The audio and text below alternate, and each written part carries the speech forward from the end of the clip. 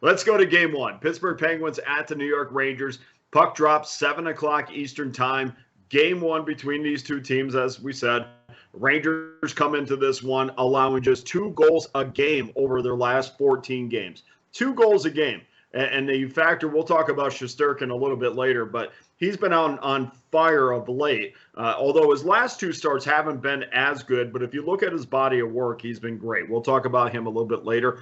Let's take a look at the number on this. The Rangers minus $1.30, 5.5 under, minus 25. We've seen some Ranger money come in with this number opening up at minus $1.25. Now it's up to $1.30. The majority of the public is in on the under as well, and why not? Under 5.5 was sent out minus $1.10, and as you can see, that has moved towards the under. And expected goaltenders tonight, Casey DeSmith will make his start for Pittsburgh against Igor Shesterkin for the New York Rangers. And even though that the Rangers have dropped 3 of their last 4, of course, the last game they did win against the Washington Capitals.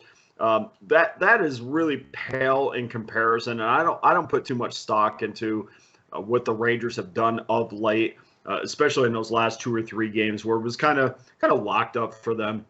But for Pittsburgh, I have concerns. I mean, this is a Penguins team in their last 13 games. It's just 5-7-1.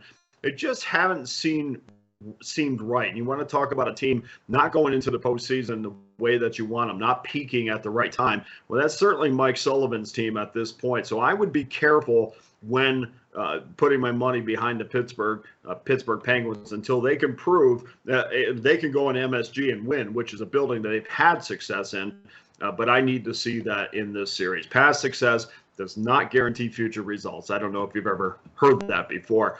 Pittsburgh was just 1-3 against the Blue Shirts this year. Their only win came back in February, and that was a 1-0 game. So again, we saw the Rangers defensively against the Penguins have tremendous success. In their last 4 meetings, the Rangers have allowed just 4 goals. So they're against the Penguins team that is typically one of the better offensive teams in the league. The Rangers have had a ton of success against them.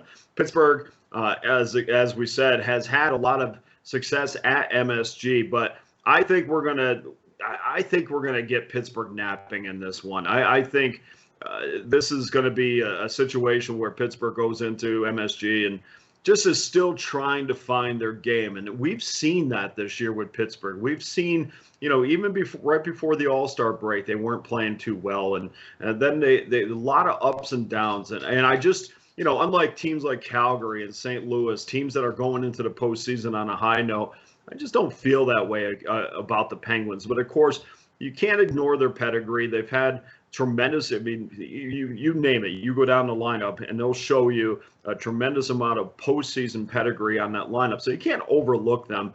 But I just don't feel right about where they sit right now. There is an injury update. Of course, Ryan Reeves may or may not play in this game. There is a chance that he is going to suit up, and that's going to give the Rangers that extra toughness that they need. I mean, when they went out and got Ryan Reeves from the Vegas Golden Knights, this is exactly the time of year that they got him for. So if Ryan Reeves can get on the ice and even be, play 8 minutes or 10 minutes, that's all really the Rangers need from him.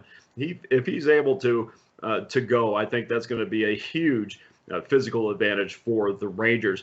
Also, interesting nugget in this one when we're talking about goaltending. This is going to be Casey DeSmith's first postseason start in his career. So that's a big deal. First postseason start, you go on the road and you face a team that really has shut you down this year, meaning for Casey, he really, you're looking at that 1 or 2 goal mark to keep the Penguins in it based on past history. So let's take a look at the official selection on this game. I put a lot into recent form, and it's clearly the Rangers who have the advantage there. Rangers are tied for the second most regulation wins over the last 14 games, while the Penguins have managed just 4 in that span.